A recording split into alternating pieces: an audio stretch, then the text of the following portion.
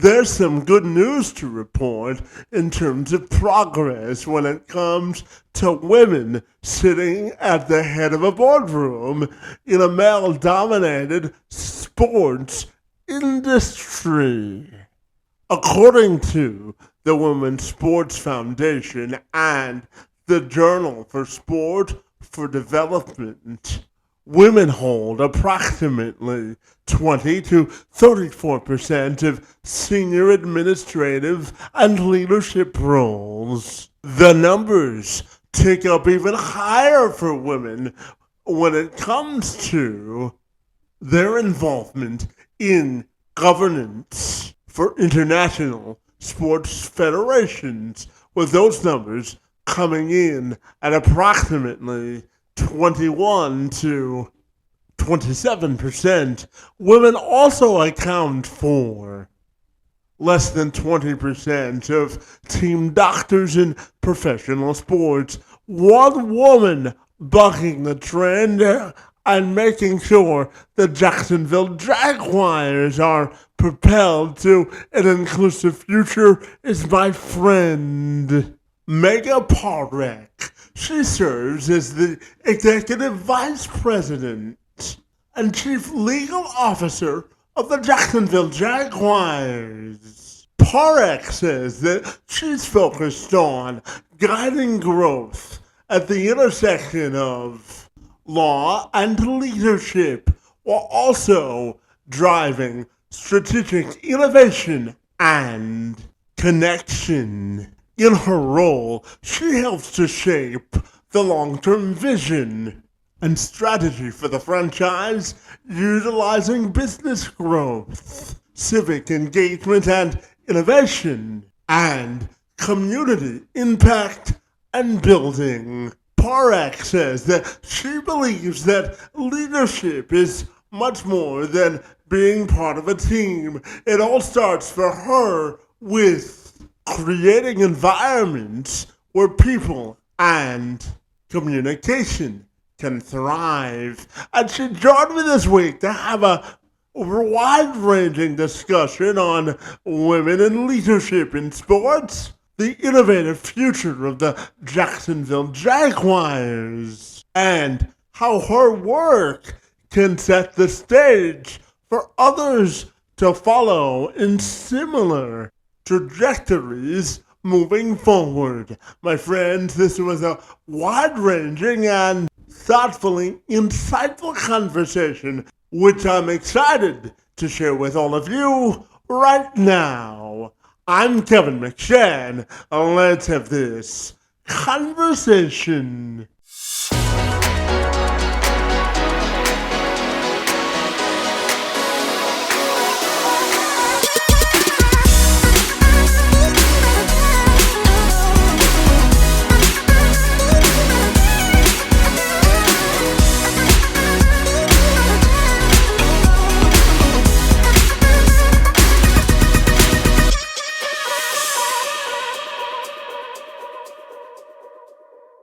Megha, if you're ready, I'll take a moment to welcome you to the program, and I'm super excited to learn about your time with the Jaguars, my friend. Great to see you, and happy Tuesday to you.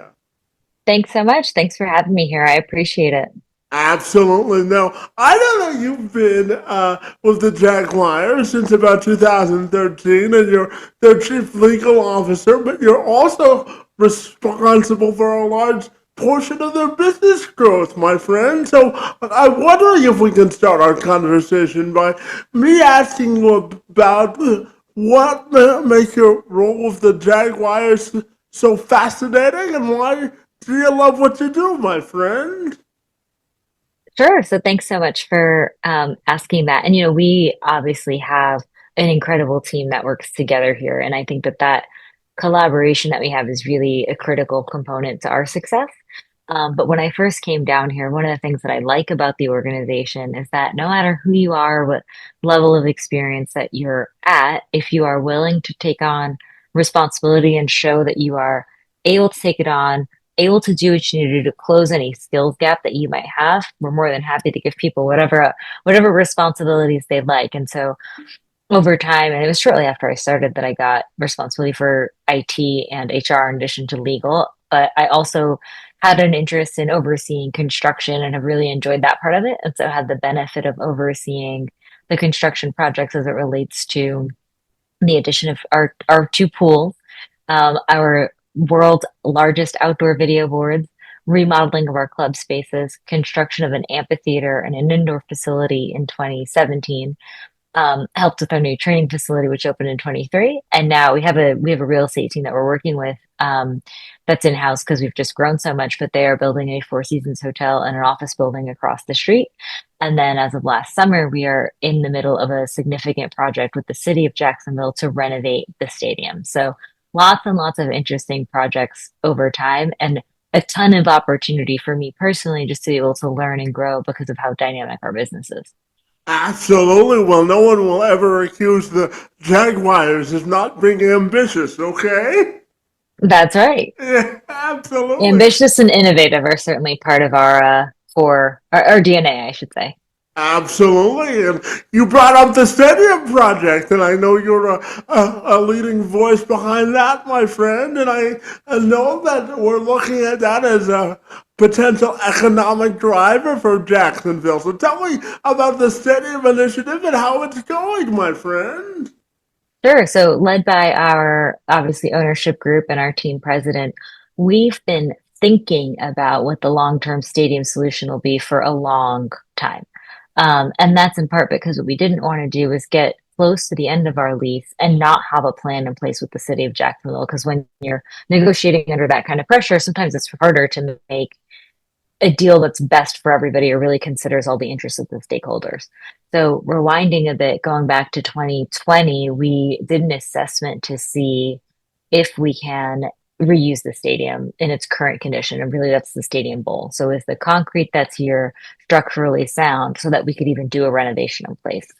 And it was confirmed that the structure is sound. And of course, there's some improvements that need to be made, but you can renovate in place. And so that was a really critical question to have answered.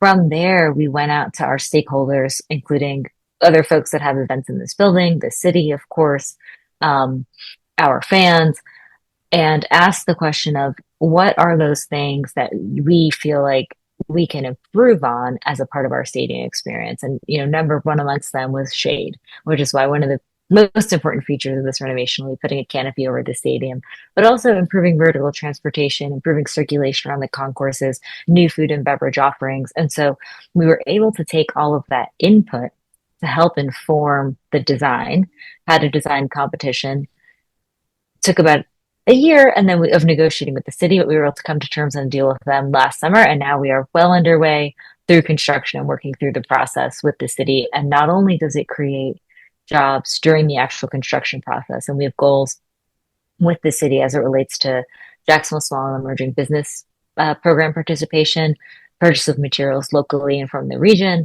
and also apprenticeship labor. But our hope is that with the expanded stadium, we also then create additional jobs long term. So short term growth for obviously the construction workers, and then helping to build for long term in terms of job growth. And as you said, economic impact as well by attracting more events and more visitors to the stadium. Yeah, absolutely. So let's stay on the theme of economic development because I know that you view your job with the Jaguars at the intersection of law, entertainment, and sort of economic catalyst for development, my friend. So tell me about how you view your role as sort of a leader innovator for the organization. What are your thoughts there, my friend?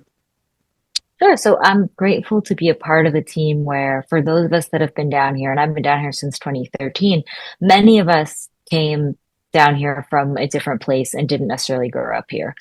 But about half of the executive team has. And what we found is that that provides a really good balance of people who see the potential in Jacksonville and what it can be. And it really is a gorgeous city. There's a river that runs through downtown. We're 25 minutes from the beach. There's a lot of natural beauty here, and there's a ton of opportunity for growth. And so, for those of us that were coming in from outside of the market and those of us that were here, we all saw the unique nature of the sports complex is a part of downtown. You have the football stadium, the amphitheater that I just described, across the street from a minor league ballpark and an arena. So you have a very tight sports entertainment complex with a number of different events. And our thought has always been that as the strength of the city of Jacksonville grows, so does the health of the franchise because you will bring more people down to come to our games, you'll attract more events. And so we see those things as being really symbiotic. We don't see ourselves as being, at odds with the city in terms of its overall growth goals. We see ourselves as being a critical part of that. And with the development that I described, we're just one part of the city overall. But my hope is that with what we are doing down here as it relates to remodeling the stadium, construction of the new office, the Four Seasons, and whatever other development might follow, we are creating a new district that provides something for both the people in the city to do and also helps to attract visitors from the region or from out of town, and that we really become a destination sports complex. People can come to watch football games, but also want to stay, want to work, right? Want to potentially live in terms of adding residential to the area. And it can really be sort of one of the main anchor points in terms of an overall neighborhood downtown. Yeah, absolutely. And that leads nicely into my next question because I wanted to ask you how you view your role in helping the Jaguars sort of be put on the national stage. I know earlier this year you had the Monday night game with the Kansas City Chiefs, and all of as the Jaguars continue to win, obviously you'll get more exposure. But I'm curious in your role, what sort of responsibility do you take to try and get the Jaguars on a national stage and platform, my friend? What are your thoughts there? Sure. So, as an organization, I think that our perspective is let's do those things that we do excellently, and then that will lead to getting more attention nationally. So, if you think about the on field product, look, the more that we win, right, the more attention, of course, that you get. And so, all of us at the team have an obligation and a responsibility to help support football and winning games. We also, and this is a credit to our marketing team. And one of the things that I like about being a lawyer is that you get to support all the different departments and get to see what it is that we're working on. But our goal is to be an innovative franchise, and so we try to think of creative ways in which we can get people to have an emotional connection with the team and what can we do on a more national level, and it's not necessarily designed to, hey, how can we get the most exposure, but what can we do excellently that people will appreciate, enjoy, and get attention. And that's everything from our schedule release video that we put out to our game day activations to our mascot jumping off of the top of the stadium before every game, right? What can we do that makes us different, is consistent with what's in our DNA, and helps people say, "Hey, I'm interested in what's going on in Jacksonville because whatever it is that they're doing really well and they're best in class as an organization."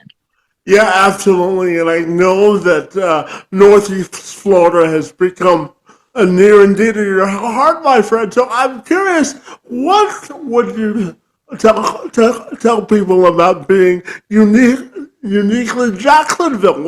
What makes Jacksonville stand out, my friend? So, just for a little bit of background, I grew up in New Jersey, went to school in Boston, was living in New York City before coming down here. And I didn't realize it at the time that I was moving, but one of the really interesting byproducts to being down here is that I'm in a place where people do work hard and they do really do interesting work and take pride in their work.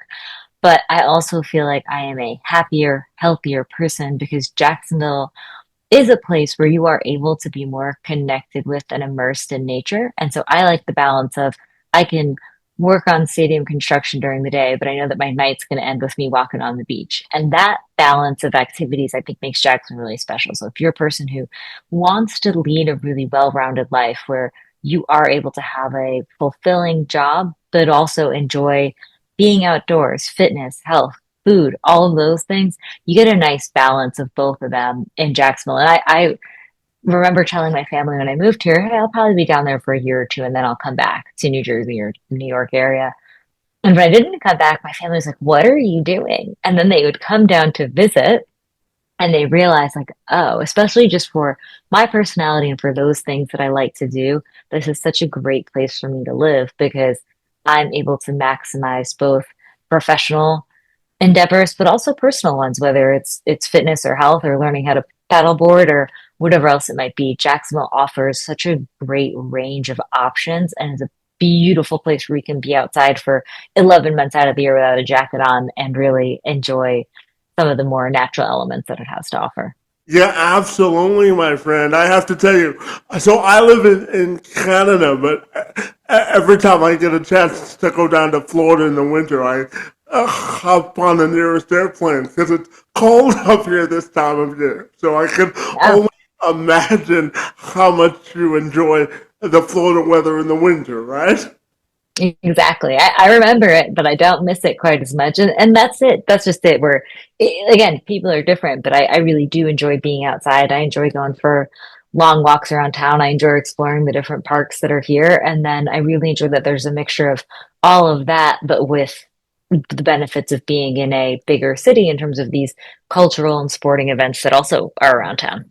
Yeah, absolutely. And my next question has to do with innovation and inclusion. But before I ask you the question, I'll share just a quick story about myself. So, Magna, when I was born with what's called spastic quadriplegia cerebral palsy. And I actually found out at the age of 9 that I wouldn't be able to walk for the duration of my life because of the severity of my cerebral palsy. And when I graduated college back in 2010, I went on, as I originally graduated college with a sports journalism degree, but at the time, I went on 10 consecutive job interviews, and no news director would hire me because they viewed my disability as sort of a liability. And so, what I did was I volunteered for 4 straight years for a local television station here in Canada. And through that, I advocated for the hiring of folks with disabilities, and I had a chance to work with the province to help them better understand the benefits of hiring folks with disabilities. And I was eventually hired by the province of Ontario to look at that as an issue. So I'm curious to ask you, how do you think innovation and inclusion are interconnected, and how folks with disabilities can open up a new pathway of thinking for those in sports leadership? What are your thoughts there, my friend? Sure. So I'm going to answer the question backwards and focus on inclusion first, which is inclusion to me is not just about looking at people that may be differently abled, but it's all of the different demographic or background traits or experiences that we might bring. So could be anything from gender, could be ability, could be where you grew up, could be class, right? Could be anything. And to me, if you're going to have a workforce where you're able to generate innovative ideas and unique ideas, then you necessarily need to be a place where not only do you bring together people with different backgrounds, but you also create an environment that is safe enough for people to speak up about their different perspectives so that you can then get better business outcomes, right? All of that is just either noise or people that might look different but don't necessarily feel comfortable speaking up. But if the objective is to get the best business outcomes possible, then you should have a team with different skill sets that are mixed together and the ability to have that team talk to one another. And to me, if you are able to hit the home run on inclusion, that means that you have people with diverse backgrounds and different backgrounds across a variety of different areas that feel comfortable contributing because the environment is safe and welcomes ideas. That to me is a critical component, a necessary component to leading to innovation. Because if you want innovation to happen within a system, it's never going to come necessarily just from people who have been within that system, right? You necessarily need to get different perspectives and different ideas. And that can come from people that are either learning from other sources or bringing together with people with different backgrounds or a combination of the two. So I think Yeah, they're incredibly linked. And I think that we need to, when hiring, not look at somebody and think, oh, I'm going to make a bunch of judgments about what it is that I think that they're capable of based on how they look or what I might think, and rather taking the time to get to know individuals that you're going to bring into the team to see, okay, what is it that you can contribute and how might you be able to uniquely contribute? Yeah, absolutely. And when we talk about the evolution of leadership in sports, I think women and putting more women in leadership positions in sports can also help advance organizations forward. So, how do you think women can stand out in a male-dominated profession like football and get noticed for leadership positions in sports? What are your thoughts there, my friend? So standing out's the easy part because you tend to look different than most other people. But what I found, and this is, I would say, as unique to my specific personality as opposed to necessarily gender. But what I found is that because I'm sort of an introverted person, the way that I would network or try to gain, like build a relationship with people was through doing excellent work. So I always felt like I would just feel more comfortable if I was over prepared, if I was really knew the information or the materials that I had in detail, and I would try my best to anticipate what the people that I was working with needed. And so to me, it was those things. It's like visually, you already stand out, but how do you then get noticed for your work product? And to me, I was very intentional about trying to make sure that on those things that maybe some people don't focus on as much, like the details and knowing the material in depth. I want to make sure that I'm the best at because frankly, it helped preparation made me feel more comfortable anytime that I was in a room. And I think that that was just critical for me in terms of, as you said, being noticed. It's one thing to be noticed because you look differently from anyone else. It's another thing to get noticed and to get appreciated and then to get reached out to when other people start to see the value in what it is that you are contributing professionally to the conversation. So that was, I thought, really just helpful for me as I was early in my career. The other thing that I'll say is that, if the goal is to make sure you have the best people at a table, right? And that to me is the ultimate goal. Make sure you have the best people. If everybody looks the same, it does lead me to scratch my head and ask the question of, do you necessarily have actually all the best people? And so that's another element where I think it's just a helpful check in terms of, do we really have the right mix of people here if everybody seems kind of the same? And to me, the answer would just necessarily be no. And so I think that whether it's, to your point, more specifically to women, we probably do have just different experiences, different backgrounds, a different way of looking at things. And the best leaders are able to bring together that cacophony of voices and different viewpoints and create a better product in the end because you can take the best of everybody's ideas. Yeah, absolutely. And I know that you play a big role in sort of the talent development and uh, building a overall organizational culture for the Jaguars. So I'm curious to ask you about the importance of cultural diversity and learning from experiences. And what sort of leadership principles do you take into sort of building a talent pool or a talent culture that really diversifies the perspectives of the Jaguars when they're looking to hire new people and build a diverse talent pool? What are your thoughts there about building an overall great organizational culture? So one of the things that I would say that I look for and really value in my team members is not necessarily people that have just accomplished a lot or done a lot, but people for whom learning is a lifelong endeavor and professional development is one of their core tasks. And I feel like even though I've been able to participate in a lot of different great opportunities, there is always something for me to learn. And I think that when you approach things with a curious mindset as opposed to a judgmental mindset, you're able to look at it from many more perspectives than I've already accomplished a lot and I don't necessarily think that I need to learn everything new.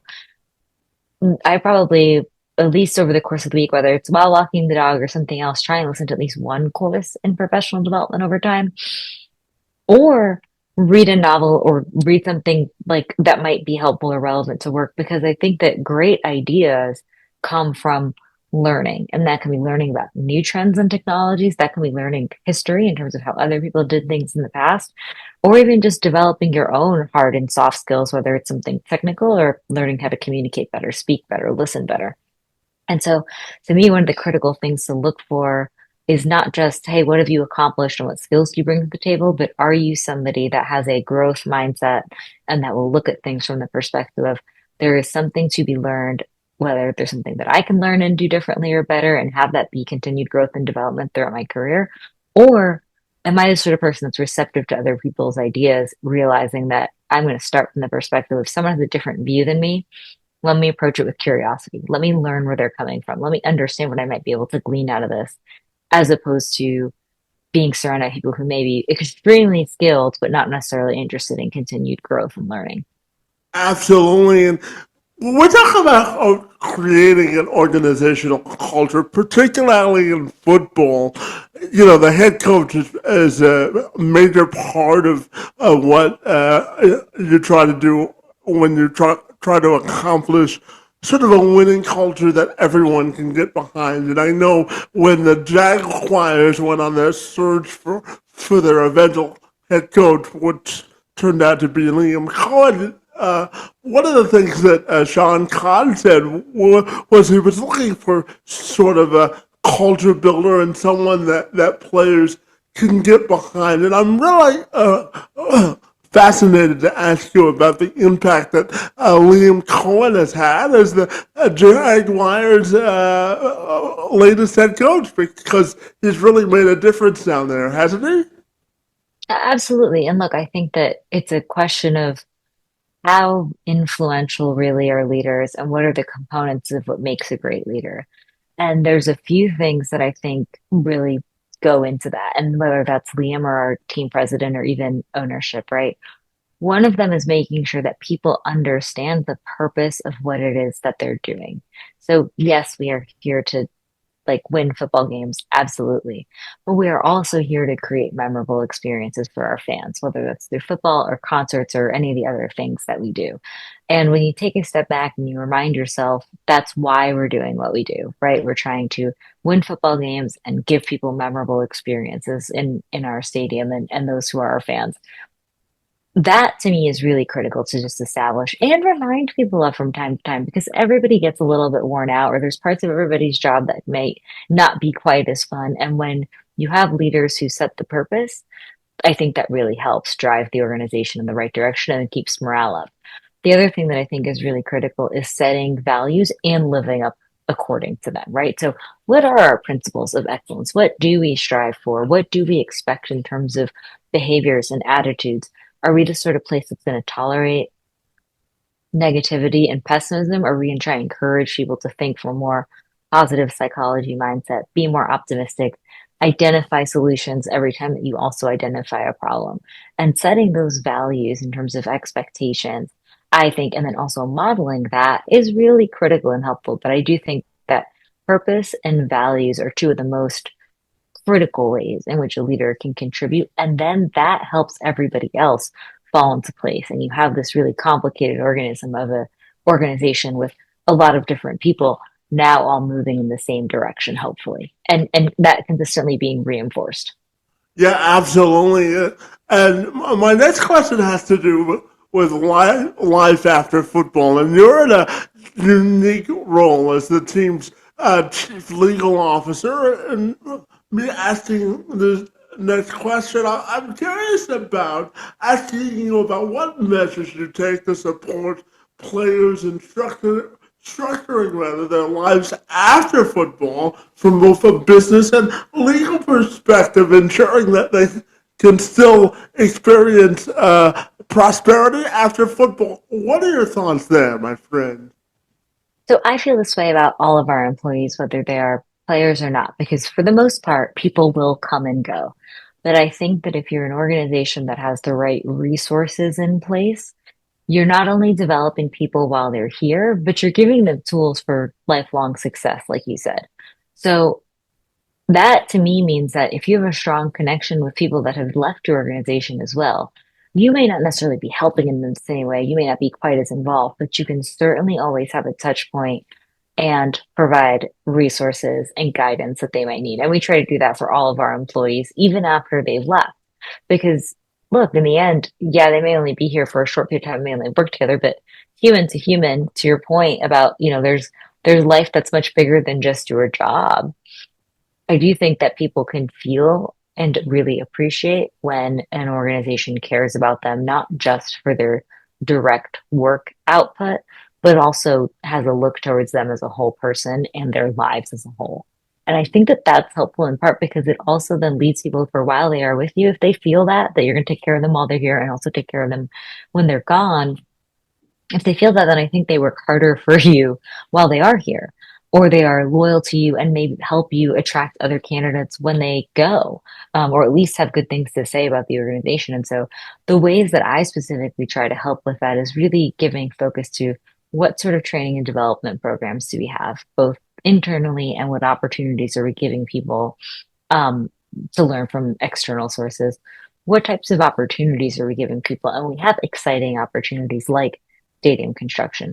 How can we make sure that the people all feel like this is their project collectively, right? Because in the end, this is a project for the city of Jacksonville, not just for those of us that are necessarily directly working on day to day, but this is everybody's stadium, and we want them to feel that and to be a part of it. And so I think that that's really critical as well. But giving people the opportunity to work on exciting things is its own form of learning and development. And then over time, we've done this with our employees and also with players, but things like mentoring programs, right? Peer-to-peer support and development, resource groups for employees. Most recently, we just rolled out a mental health awareness and training program for all of our staff. And it's a 3-year partnership that we're doing with an organization called Be Nice, because yes, it is true that our core business is not mental health, but we don't need to be doctors or certified clinicians to just be able to help one another have those conversations about how somebody's feeling or what might be going on in their lives. We just need to know then what other resources exist that we can connect them to it. But being able to have hard conversations, being able to sit with someone who might be in pain, being able to help them, that's something that if you're training everybody in that as a human, just one to another, you are going to have a stronger team because that means that if somebody falls down, their teammates are surrounded, they're prepared, and they can help pick them back up, and all of you can then succeed together. Yeah, absolutely. And Megan, I know in your role, it's a demanding role and you wear a lot of hats for the organization. So I'm curious whether it's through both creativity, innovation, inclusion, what principles do you individually follow to make sure that you stay grounded and that you are invested in the roles that you're given for the team while also filling your own professional cup? How do you balance the two, my friend?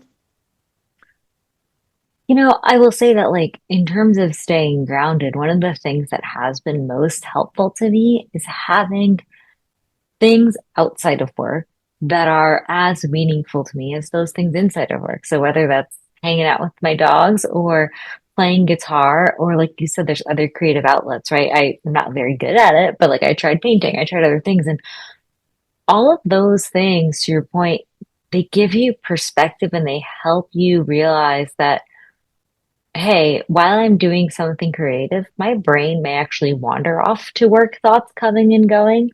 But that mix of things is really helpful as opposed to what I used to do, which was just sit at work for like 14 hours a day and thinking that that was the way to do it. But what I found is that, hey, when I go on the walks, when I exercise, I do get ideas then, and your brain is stimulated differently from these creative processes or these other things from outside of work.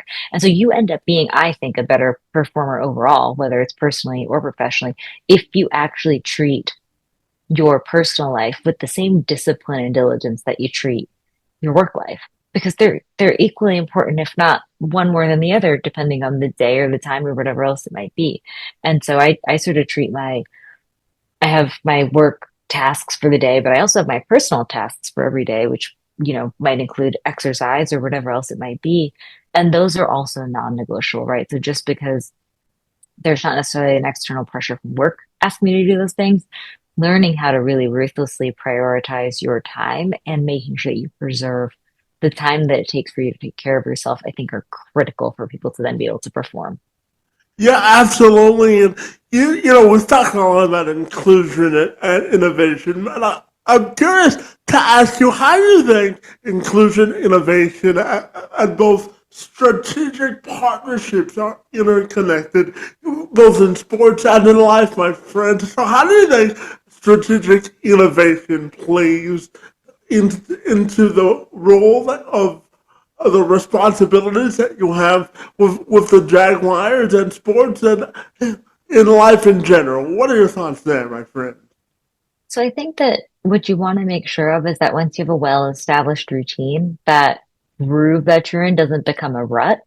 And I do think that what that means is that whenever you start to feel like you're getting too comfortable, that's probably a pretty good time to take a hard look at all of your processes, policies, procedures, meeting structure, meeting cadence, communication patterns, things like that, and say, okay, is this still a groove? Are things still working? Am I still progressing? Or has it become a rut where now things are very routine and predictable, but not necessarily moving forward or growing or different or challenged? And so I think that while it's great to feel comfortable at times, and of course you want to evaluate things, for instance, one of the things that we're going through right now is taking a look at our entire performance review process and saying, yes, we have one in place. Yes, we've done it this way for the last few years, but is it the best way to do it?